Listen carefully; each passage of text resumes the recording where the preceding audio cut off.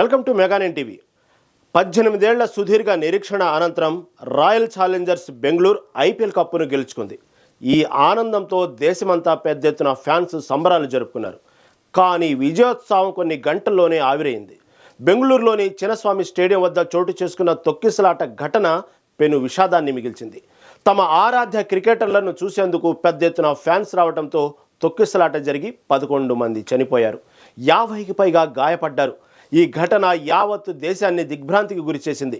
తమ బిడ్డలను కోల్పోయిన వారి ఆర్తనాదాలతో స్టేడియంలో విషాద ఛాయలు అలుముకున్నాయి. అసలు ఈ గందరగోళానికి దారితీసిన కారణాలేంటి? తప్పెవరిది?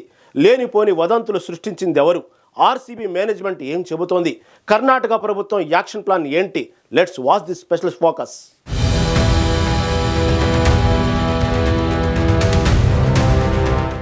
అహ్మదాబాద్లో ఐపీఎల్ ఫైనల్ మ్యాచ్ గెలిచి టైటిల్ కొట్టింది ఆర్సీబీ టీం. ఎన్నో పరాభవాలు చూశాక 18 ఏళ్ల నిరీక్షణ అనంతరం తమ ఫేవరెట్ టీం టైటిల్ కొట్టడంతో ఫ్యాన్స్ సంబరాల్లో మునిగిపోయారు. ఇక అదే జోష్లో ట్రోఫీని నెత్తిన పెట్టుకొని ఫస్ట్ టైం బెంగళూరుకు వచ్చింది ఆర్సీబీ టీం. ఈ టీంకి బెంగళూరు చిన్నస్వామి స్టేడియంలోకి సన్మాన కార్యక్రమం ఏర్పాటు చేశారు. తమ అభిమాన క్రికెటర్లను దగ్గర నుంచి చూడాలని, విజయాన్ని పంచుకోవాలని అభిమానులు లక్షలాదిగా చిన్నస్వామి స్టేడియం వద్దకు చేరుకున్నారు. వాస్తవానికి స్టేడియం కెపాసిటీ 35,000 మంది మాత్రమే. కానీ బుధవారం సాయంత్రం దాదాపు 3 లక్షలకు పైగా జనం తరలి వచ్చినట్లు అధికారులు అంచనా వేశారు. ఊహించని విధంగా అభిమానులు తరలి రావడంతో వారిని కంట్రోల్ చేయడం అధికారులకు పెద్ద సవాలుగా మారింది.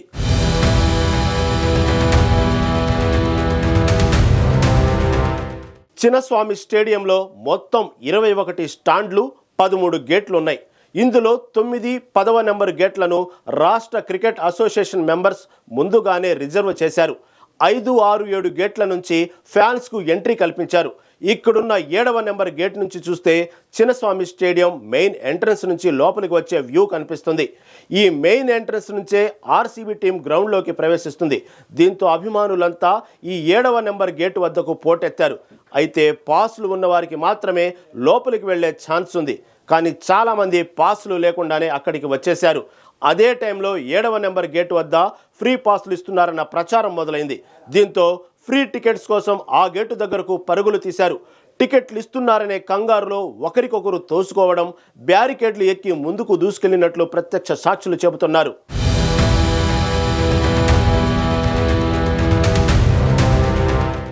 వేడుకల నిర్వహణలో స్పష్టమైన ప్రణాళిక కొరవడిందని BCCI, IPL chairman Arun Dhumal వంటి ఉన్నతాధికారులు కూడా అంగీకరించారు. అభిమానుల తాకిడిని అంచనా వేయడంలో, అందుకు తగ్గట్లుగా ఏర్పాటు చేయడంలో నిర్వాహకుల వైఫల్యం స్పష్టంగా కనిపిస్తోంది. స్టేడియం పరిసర ప్రాంతాల్లో 5,000 మంది పోలీసులు మోహరించినప్పటికీ ఒక్కసారిగా తరలివచ్చిన భారీగా జనసందోహాన్ని కంట్రోల్ చేయలేకపోయారు. అభిమానుల గేటును బద్దలు కొట్టుకొని లోపలికి ప్రవేశించేందుకు ప్రయత్నించడంతో పరిస్థితి కంట్రోల్ తప్పిందని, ఈ క్రమంలో స్వల్పంగా లాఠీచార్జ్ చేయాల్సి వచ్చిందని, ఇది తొక్కిసలాటకు దారితీసిందని పోలీసులు చెబుతున్నారు. ఇక తమ వద్ద పాసులు ఉన్నప్పటికీ తమను లోపలికి రానివ్వకుండా గేట్లు మూసేశారంటూ కొంతమంది ఫ్యాన్స్ ఆరోపిస్తున్నారు.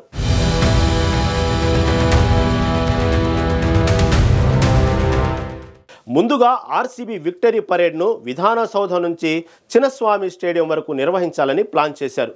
ఈ విషయాన్ని ఆర్సీబీ టీం నిన్న ఉదయం ప్రకటించింది. అయితే భారీ జనసందోహం, ట్రాఫిక్ సమస్యల కారణంగా పోలీసులు ఈ ర్యాలీకి పర్మిషన్ ఇవ్వలేదు. దీంతో ఆర్సీబీ టీం ఈ పరేడ్ను రద్దు చేసింది. స్టేడియంలో కేవలం సన్మాన కార్యక్రమానికి మాత్రమే అనుమతి ఉందని బెంగళూరు ట్రాఫిక్ పోలీసులు నిన్న ఉదయం ప్రకటించారు. కానీ మధ్యాహ్నం పరేడ్ నిర్వహిస్తామని, అభిమానులు మార్గదర్శకాలు పాటించాలని ఆర్సీబీ మేనేజ్మెంట్ మరో ప్రకటన చేసింది. ఈ ప్రకటనతో అభిమానుల్లో గందరగోళం నెలకొంది.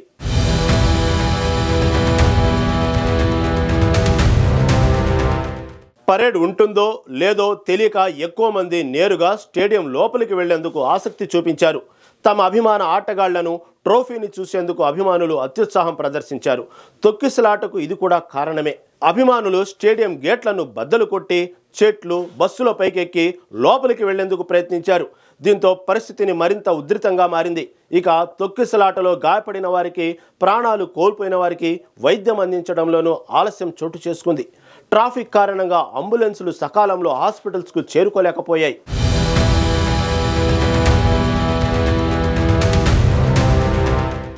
చిన్నస్వామి స్టేడియం వద్ద జరిగిన తొక్కిసలాట ఐపీఎల్ విజయోత్సవంలో ఒక చీకటి అధ్యాయంగా మిగిలిపోతుంది. తొక్కిసలాటలో ప్రాణాలు కోల్పోయిన కుటుంబాలకు కర్ణాటక ప్రభుత్వం 10 లక్షల పరిహారం ప్రకటించింది. ఈ ఘటనపై న్యాయ విచారణకు ఆదేశించింది. ఈ విచారణలో వాస్తవాలు వెలుగులోకి వచ్చి బాధ్యులపై కఠిన చర్యలు తీసుకోవాలని ప్రజలు డిమాండ్ చేస్తున్నారు.